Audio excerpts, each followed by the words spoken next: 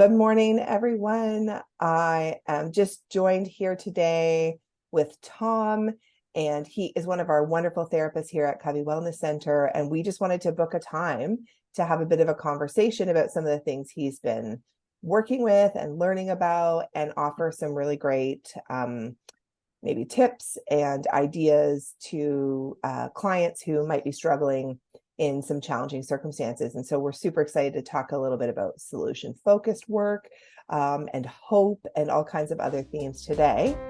And we'll just see where the conversation takes us.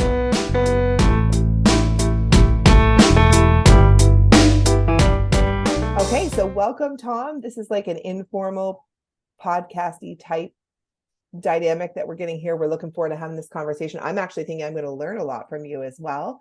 And I'm excited to hear about things. So I would love for you to just start off by telling the people listening a little bit about your background, a little bit about you, a little bit about the work that you're doing, to kind of give them a sense of like where you fit into the work here at Covey Wellness Center.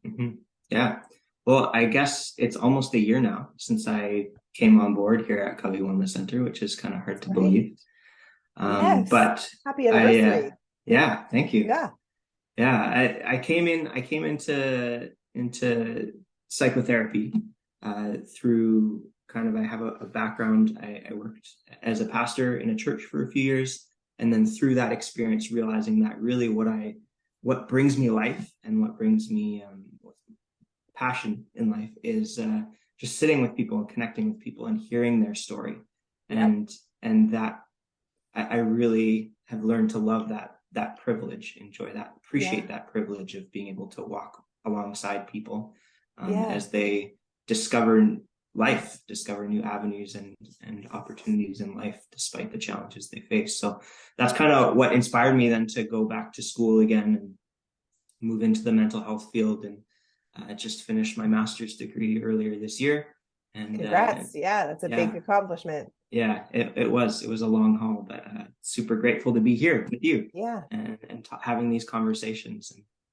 And this is something we're just starting. So for those of you listening in, this is just something we're trying to provide some value to the people who work with us, and people who don't work with us at Covey Wellness Center can access some value through these videos, and also give people a sense of the scope of our team, because it's really important for people to understand how broad and deep we can go here in terms of helping people. And we're constantly adding and expanding our capacity to support, and also our modalities. And that's something we want to talk about a little bit today with Tom, because something Tom's obviously studied a lot of things, having completed his master's program in the last little while, but he's had a recent interest in looking at solution-focused methods and methodology, and doing some training in that and thinking about that. And that's a really important modality to have, because people are often looking, for solutions.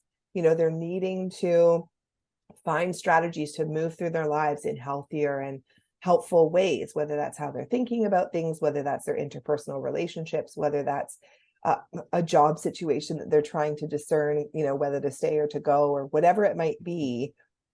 There's a lot of ways in which we have to make decisions and find solutions and find pathways through. And so solution focused is a great modality to explore some of that.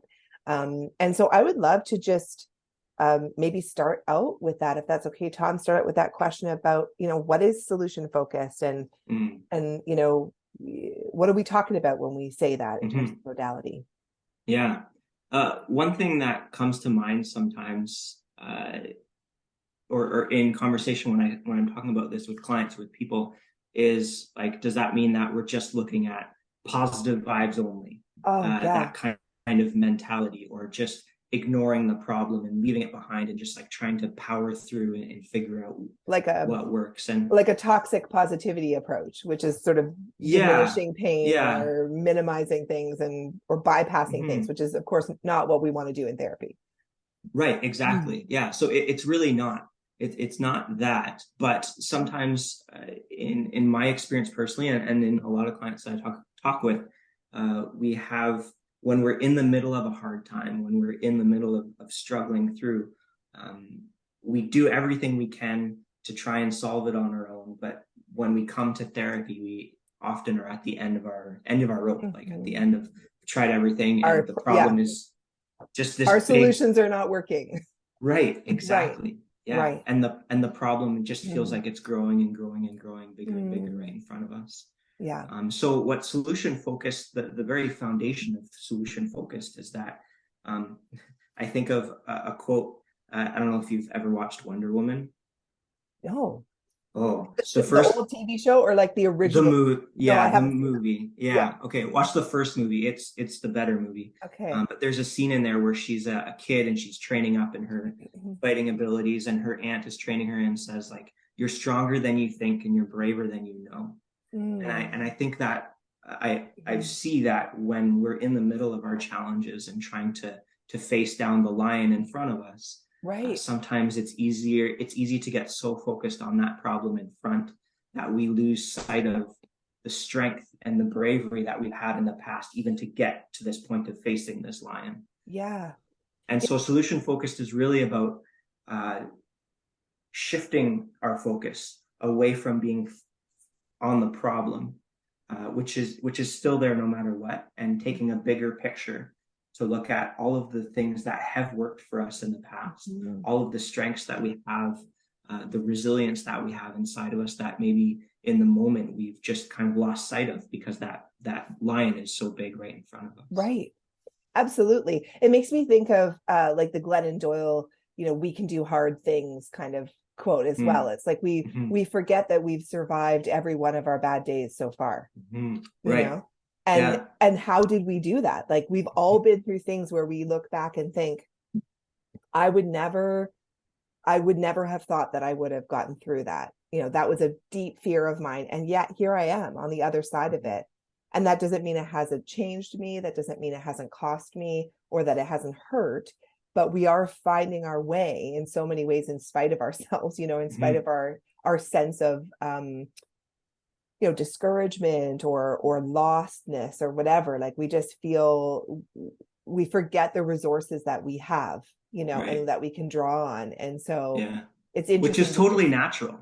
oh, absolutely. Yeah, talk about that some more, Tom. Yeah, well, it's totally natural to because that problem is right in front of us and it's disrupting our lives, whatever it is, whether it's anxiety, depression, relationship challenges, Mm-hmm. it's right in front of us.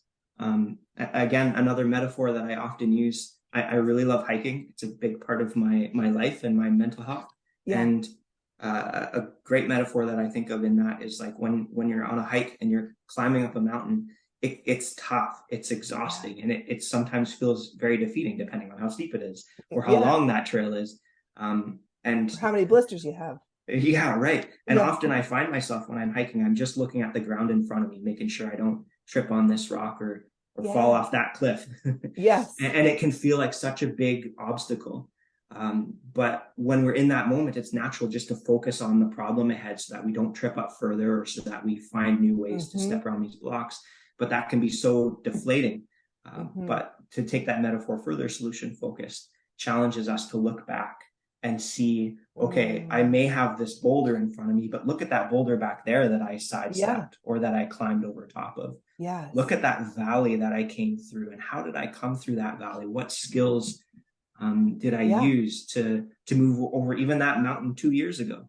That Yes. feels different, but Mm. it's the same skills and resilience and Right. abilities that I used to overcome that. How can I apply that to this situation? Yeah, it's very empowering, right? To think, Mm-hmm. oh, I do have like, I remember working with kids and teaching and stuff and them recognizing they're smarter than they think because maybe the modality was tripping them up. They're an auditory learner or something, and it's all Mm-hmm. visual. And as soon as you read the book out loud to them, they're like, whoa, you Yeah. know, I can do this. Like it's so empowering to think, okay, I do have the inner resources, I do have Mm-hmm. life experience, and I can scaffold around that. I can build around myself these tools that I have, and I can evaluate that, right? It's really a neat process to think about, like you have come really far.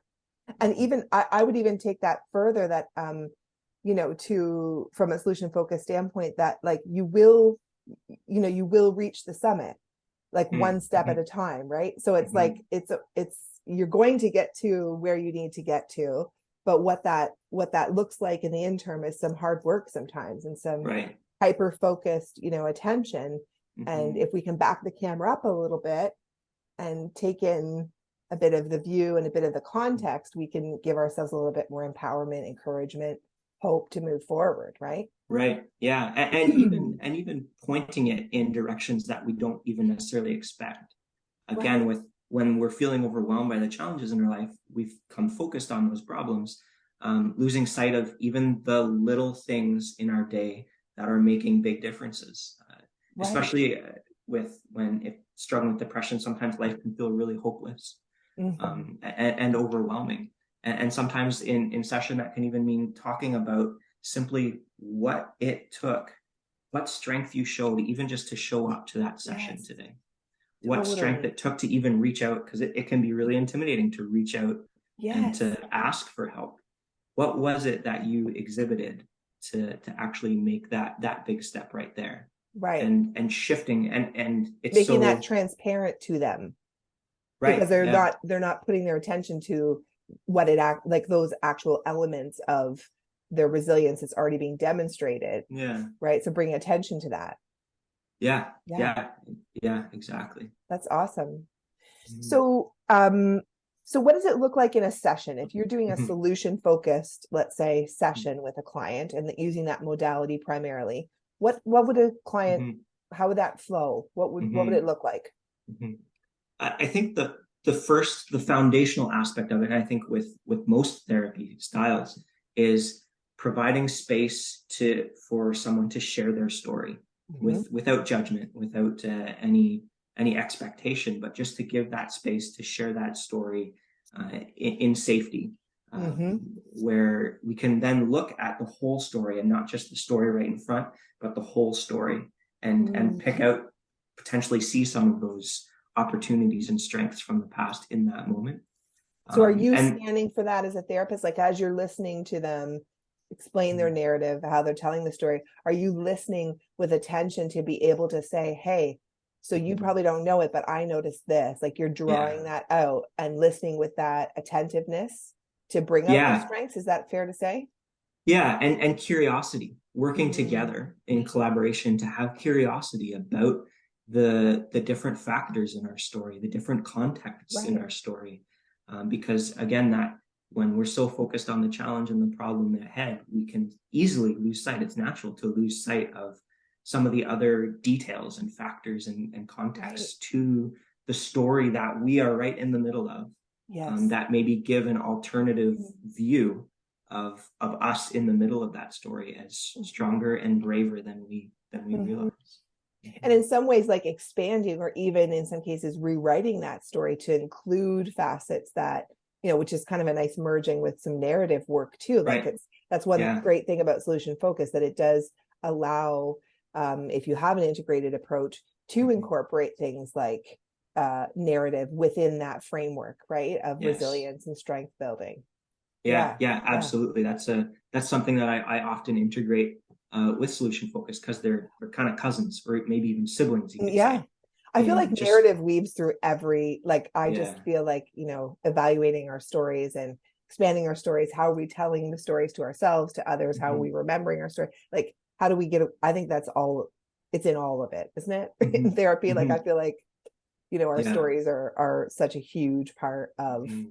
therapeutic work, no matter which Yeah. modality we're in.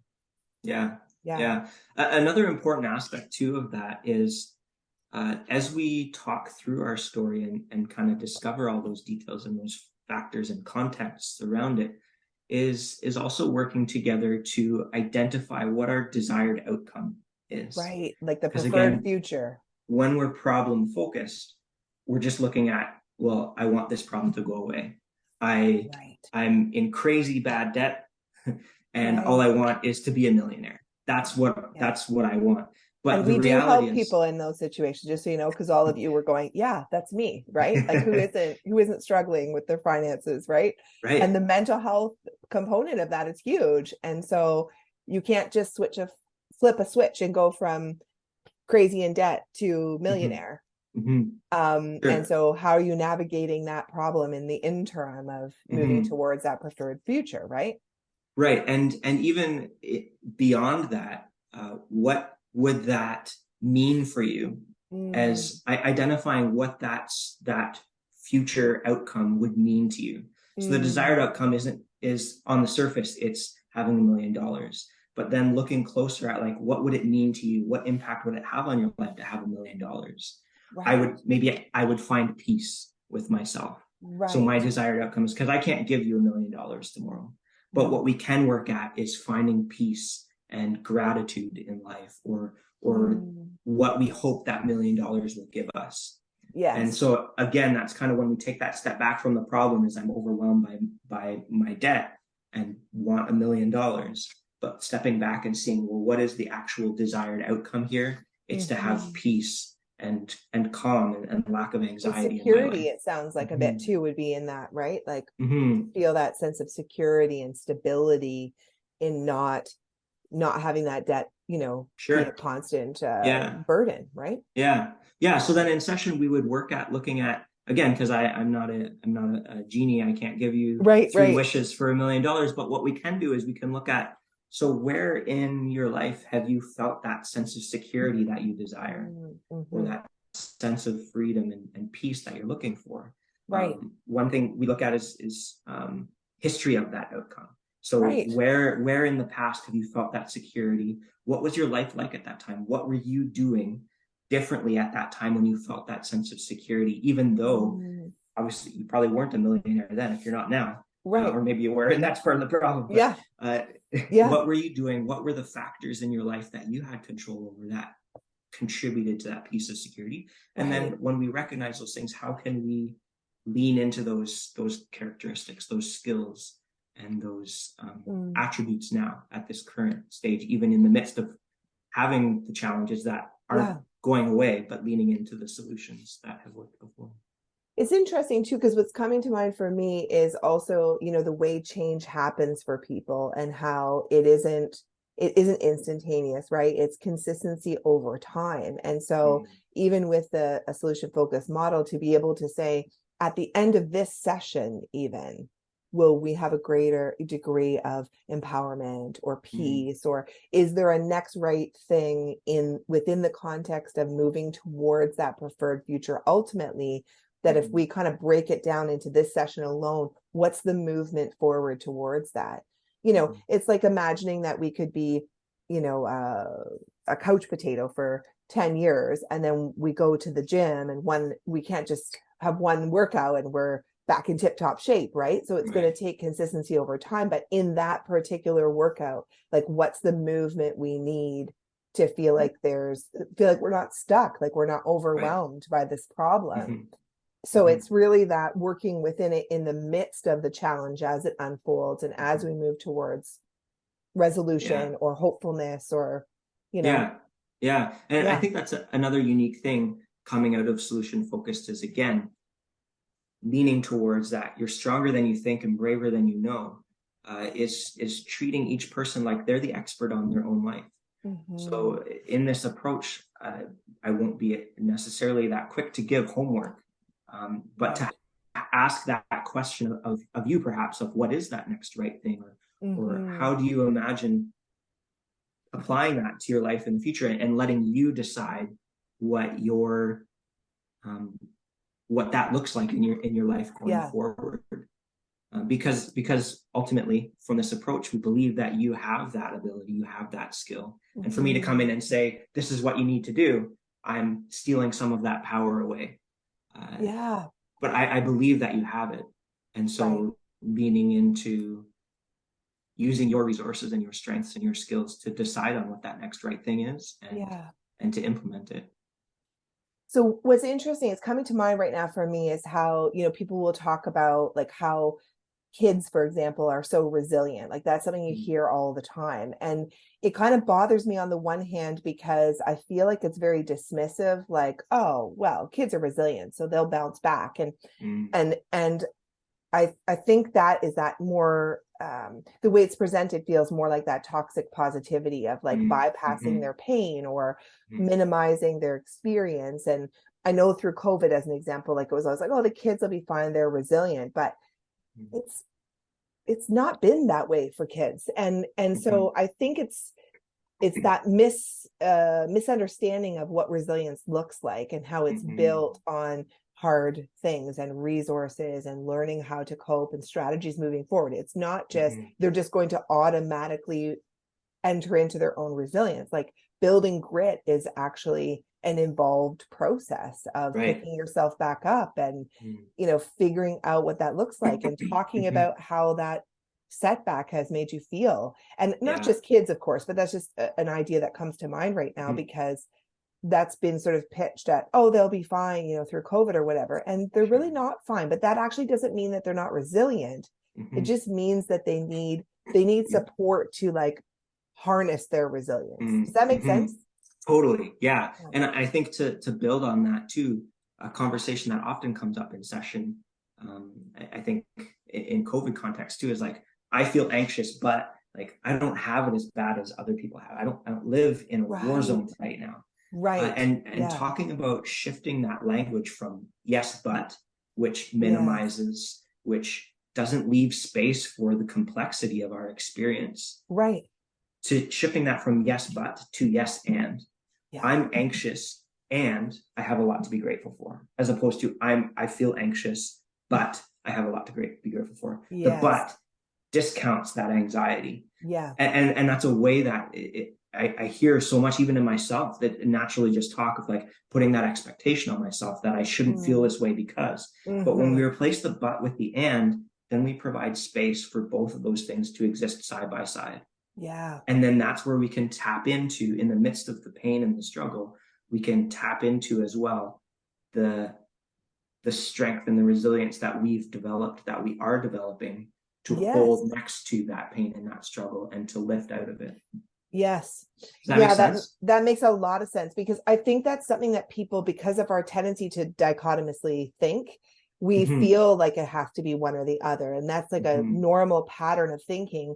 Like I often think about how people struggle to think about how joy and sorrow can coexist. And that's something that like I talk about if people are at a funeral, for example, and how they can be in deep grief over the loss, but also laughing at a funny story that's being told in the eulogy. And also joyful that they're connecting with all these other people who are brought together because they loved this person. And there's all these things in tension, and to recognize that like our emotional lives are not discrete like that, right? We can be struggling, we can be grieving, and we can find joy even in that grief. And one does not dismiss the other or even diminish the other, because sometimes people can feel like I shouldn't be laughing, right, at a funeral, for example. And yet that's a perfectly normal and legitimate way to relate, because the fullness of your emotional humanity is showing up in those spaces, right? So I think it's a neat way to just change the narrative around that for us. It's like, yes, I can be deeply sad and also be remembering something that's causing me to laugh. And those tensions are like where we live. It's not again, that idea of like discrete, like we don't really experience our emotions in these discrete linear things. Some of us wish that we wouldn't that be a lot easier? Well, I can just handle this, but it's a bit more of a swirling mess of things. And so recognizing like, okay, there are different things going on at the same time here, and I can find hope even when I'm discouraged, right? Or I can see a pathway forward even when I feel stuck. And both of those things are true and can be true at the same time. It's just more honest to people's actual experience, Right. Yeah. And so taking that practice is something that I've had to do regularly in my life, is shifting my language from yes, but to yes, and and allowing myself to sit in that complex space. Even as I try to be solution focused in the way that I approach my challenges, right? Not disregarding the pain and the problems and the challenges in front of me, but holding them right next to the context and the factors and the strength and resilience that I've developed and am developing going forward. Yeah, that's great. And I think that's a great point to even make, that as therapists, we are also working these strategies. Like sometimes the the phrase I'll say is I'm preaching to myself, because I don't Mm-hmm. want to, we don't want to present like we're imposters. We talk a lot about how we're fellow sojourners, and that we're navigating our personal challenges and our hills that we're climbing, and we're coming alongside. And so it's sort of interesting to think about how these modalities actually help us in our real lives as well Mm-hmm. Mm-hmm. as therapists. I wonder if there's anything, an example of that, Tom, that you'd be comfortable sharing, maybe where like a solution focused approach was helpful to you in some way. Is there anything that comes to mind Mm-hmm. for that? Mm-hmm. Yeah, well, I think the one that is most present and I'm most proud of is even just going through school, through finishing my master's degree, doing 2.5 years of school through a pandemic while working full time Yes. from home, and seeing how my resilience developed over that time, and my Yes. strength, that like in the early days feeling so overwhelmed, but then looking back, and every paper is different, every teacher is different, every class is different, but pulling from and stepping back from the intensity of my challenge, and having that performance anxiety and grade anxiety, and all the pressure that comes with that, along Right. with finances of being a student and all that kind of Yes. stuff. It's a lot of it. um, Yeah. yeah, really, really challenging myself to step back and hold space for that. Like, I love what I'm doing, but this is really hard, That's right. right? I Perfect. had to push Yes. myself there too. Yeah. I love what I'm doing, and this is really hard, and that's okay for those two things. I'm Yes. afraid and I'm anxious, Mm-hmm. and I'm capable. I've done this before. I can do it Yeah. again, Yeah. and just taking those moments to step back, uh, Mm-hmm. even in meditation, in journaling, Mm-hmm. in self-reflection Mm-hmm. of how did I survive this before? What Mm-hmm. did that require? And what does that tell me about myself? Mm-hmm. Yeah, and being able to hold like I will get there, and I'm feeling stuck. Mm-hmm. Right? Like that's such a Mm-hmm. common experience Yeah. when you're working towards a big goal. Like you just hit that tension point where, Mm-hmm. I just want to be done, and I'm still in the process. And Yeah. that can be, those two can be Yeah. not mutually exclusive, right? Yeah. So I wonder if you could maybe tell us a little bit about what types of challenges might be a good Mm-hmm. fit for a solution. Mm-hmm. Like, where do you see this really working for clients? Yeah. Yeah. I see it working a lot, really well with any of those challenges that feel really hopeless, because the whole premise of it is building hope on what's already there, Right. building hope on what we've kind of inadvertently disregarded in our Mm. story and in our process. So I work a lot with people working through anxiety, working through depression, relationship challenges. It can really be for anything, Yeah. but particularly I think it can be helpful for if you're feeling hopeless because Mm-hmm. of that focus on finding hope in the moments where Mm-hmm. we've lost it, but also even in um, the I don't know what word to use here. I was going to say low effort, but that's not right. But like Mm. it's not a highly intensive therapy Right. approach in terms of homework. Like some types of therapy, you might have a lot of homework to do between sessions, Right. but Right. in solution focused, you're defining that, you're developing that yourself, if anything. Right. And it's also not necessarily very intensive in terms of exposure to trauma Trauma. or Yeah. past trauma or anything like that. Not that it's not helpful for trauma, but if you're in a space where you're just trying to even make a decision, I think you said that at the beginning, Mm. making tough decisions or moving through Right. tough moments in life. But because you're directing that path as the client, and because you're um, testing those waters as much as you're able, it's not necessarily, doesn't have to be more intensive than you want it to be. Mm-hmm. Mm-hmm. Yeah, and I love the very clear sense that you're moving towards a preferred future, that you are in a particular circumstance, but that Mm-hmm. you can navigate your way forward. And I think it speaks to, I often talk about like what constitutes real hope or false hope. And so Mm-hmm. false hope is where we're expecting something to be different, but there are no factors that we can point to in real time, or like from an evidence-based, like we can't point to anything that actually suggests the situation is going to be different are going to change. And so building real hope can happen in this solution focused model, because you are actually pointing to those resiliencies. You're looking at what is shifting, what you're able to change, what you have control over, empowering you to say it's not just a wish and a prayer that this situation is going to be different. I'm actually empowered to move forward through this situation that feels hopeless to something really tangible and real. And, not just sort of the idea that like I'm expecting things to change but not changing anything. Like you're participating in that building of hope in a like a really tangible way. Yeah, I think a great example of that is what you mentioned before about even in grief and loss. Because in grief and loss, we have a situation where our ultimate preferred outcome, it can't happen, right? We've lost someone or something and it's irretrievable. But when we identify that desired outcome, like what difference would that make for that person to be back? When we identify the meaning in that, then we can build hope around finding that meaning again. Right. In the midst of that loss, rediscovering a new meaning or a different type of meaning in that space. So again, like building hope out of a hopeless situation. Yeah. Wow. Yeah, this is really great stuff. And I'm sure there's a lot more that we could say about it, and I'm sure people may have questions, but I love that we have some therapists who really use this modality.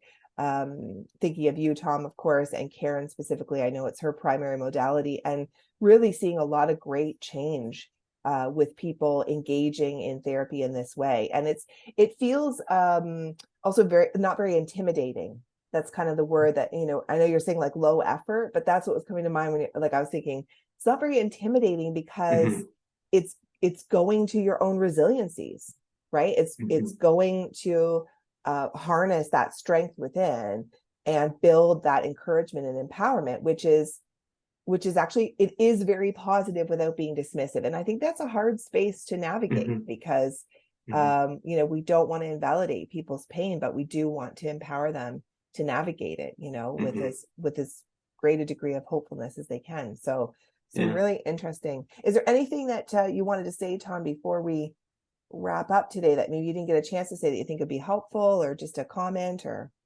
no, I think we covered it pretty well. And again, just emphasizing that you're stronger than you think and braver than you believe is the key to it all. Yeah, absolutely. And so awesome. Well, this has been a great conversation, Tom. Thanks for taking time out of your busy schedule to meet with me and chat with me about this. I hope it's been helpful. Please do let us know. You can always even just send us an inquiry just to say, hey, it meant something to me that I heard this chat on Instagram or wherever I listened to it on your website. Like, let us know if it was helpful. And of course, if you're wanting to do some solution focused work as well, you're going to want to reach out and look to work with Tom. And see if you can get some things shuffling and feel like you're not as stuck and overwhelmed as you were feeling, not as hopeless. And that's what we're here for. So we're going to close it up here for now, but thanks for tuning in. If you stuck with us this long, we really appreciate it. And we hope you found some hope. We hope you found some hope even in this conversation about solution focused work. So thanks, Tom. And we'll have to do this again sometime. I'll look forward to another conversation about something else. And I think it's great that we're starting to have these chats. Yeah, definitely. Thank you. Awesome. Okay, take care.